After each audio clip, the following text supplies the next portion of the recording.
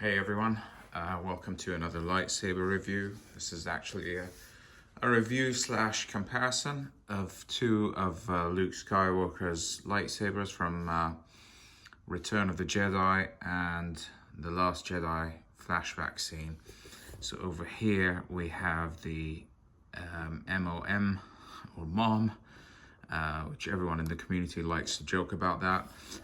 This is the one I've reviewed previously from Seven Chambers, or Veracity Labs rather. And this is the lightsaber as it appears in the cave scene, the deleted scene on Return of the Jedi. This is how it looks exactly, well, more or less. I tried to make it as accurate as possible. But over here we have this. I just got this a few days ago. This is called The Creepy Uncle by Denis Lukianov. This is a Gen 3 Creepy Uncle, his latest. I did a little bit of light weathering to it. I'll just take you through some of the differences because obviously they're both canonically the same hilt. They just have slight differences between the two scenes. So in my left hand here, you'll see the most obvious thing is the emitter. In Return of the Jedi, it was just a flat, smooth finish on the emitter, whereas in the Last Jedi, they kind of went with these little ventings here to resemble Obi-Wan Kenobi's lightsaber from Revenge of the Sith, or A New Hope as well. So that's the look of the sequel trilogy, and this is a look of the original trilogy. And that is really the most striking difference between the two, is those little holes there. The dimensions are slightly different, so to me the Creepy Uncle is just a little bit thinner, and possibly if I line them up, so if I put the emitter side by side, it also comes up a tiny bit shorter here at the end, just by like about maybe a centimeter, maybe a little less. So it's just slightly shorter there on the end, but it is noticeably thinner from the body here. The neck is different. The wind vane here in Return of the Jedi, it needs to be painted because it's not a metallic fit. Well, it is a metallic, but it's a metallic kind of paint, so it's a color that's very tricky to get right. It varies in sort of shades of gold to copper, and depending on what picture you're looking at. But in the sequels, it's just a plain kind of brass, which I've done some weathering to here with brass black. I just went ahead and kind of tried to scratch it up a bit and then applied brass black over time. This will darken as well. We'll develop some nice patina. I've seen some pictures. It looks really good. The grenade section is different. In Return of the Jedi, obviously, the rings are uneven, so you can see some of them are thicker and some of them down here are visibly thinner, like those two as well. Whereas this is a more idealized version in The Last Jedi, where all the rings are evenly spaced and of equal thickness. And then moving down further, the control box here is different, or slightly different I should say. On Return of the Jedi,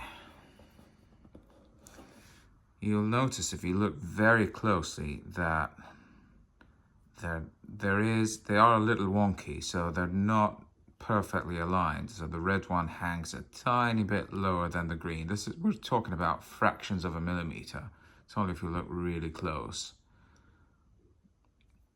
Obviously, in the sequel one, they're also like a different shape. Not a different shape. They're just bigger. They just have a higher profile. The screws are different. They're set differently underneath the location of the screws. The box in Return of the Jedi, or in the cave scene, has an extra layer between the rails here and the rest of the box. This thin sort of grey layer that you see, the under rail, that was an extra layer that was done for the cave scene. I'll try to zoom into it. Yeah, so you can see that just underneath the copper rail here, there's just that extra grey piece or strip. So it's almost like a three-tiered thing, whereas in The Last Jedi, they went with how it looked in I see you can, that scene where he says, where Vader holds it, it says, I see you have constructed a new lightsaber, where it's just two layers. So it's just rail and box. So it's more kind of flush over here. So it's just that one step. So that extra layer is missing.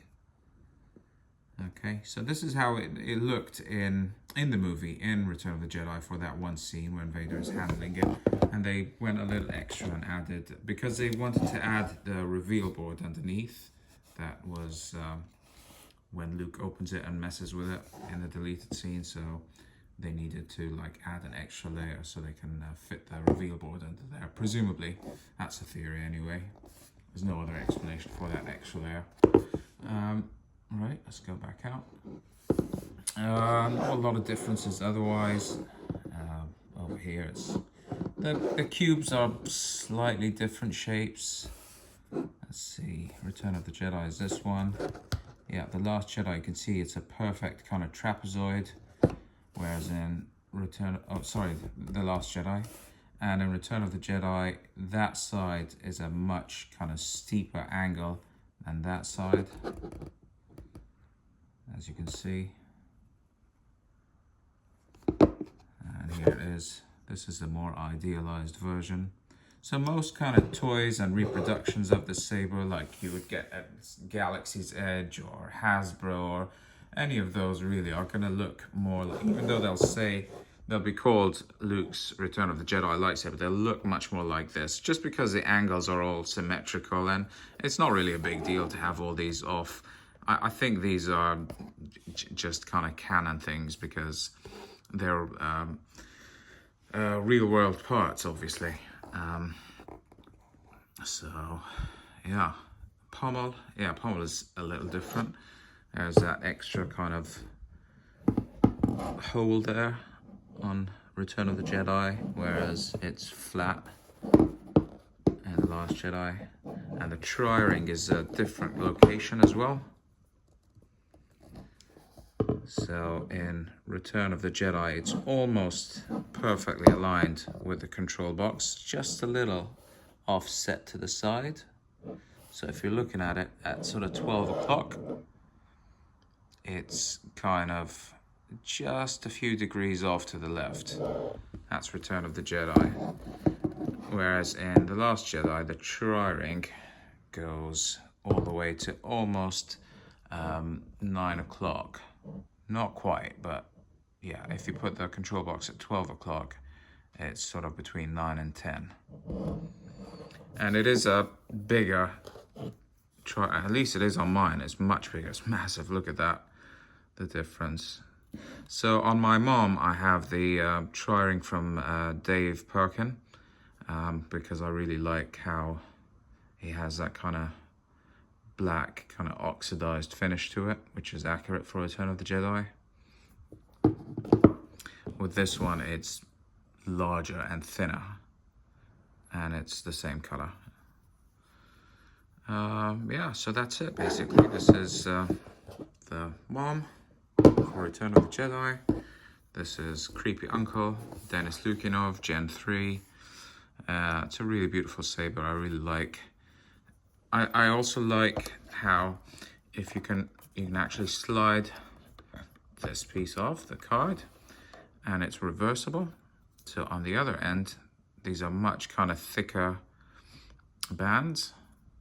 See, on the one side they're thin, on one side they're thick, and this is accurate for how this saber looked in I think behind the scenes or something like that of The Force Awakens, or when it was showcased at Star Wars Celebration. So before the TLJ even came out, this is how it looked. But in the movie itself, obviously, if you look at screenshots or stills from the movie, they look like this. So I've kept it more screen accurate.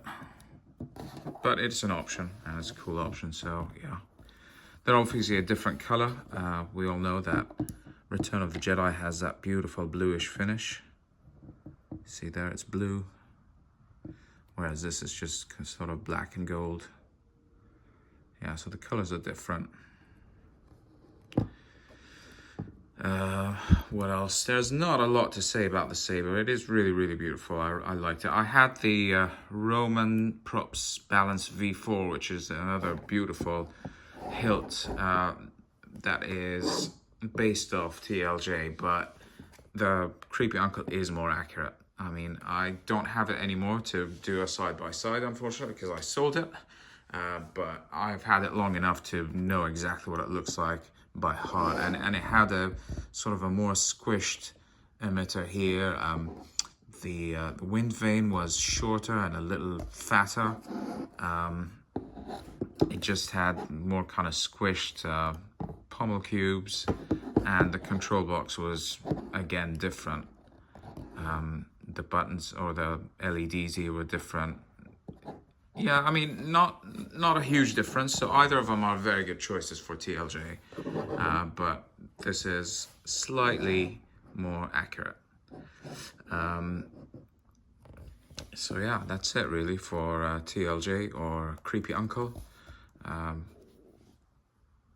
Very nice saber. I enjoyed putting it together. It didn't take me long.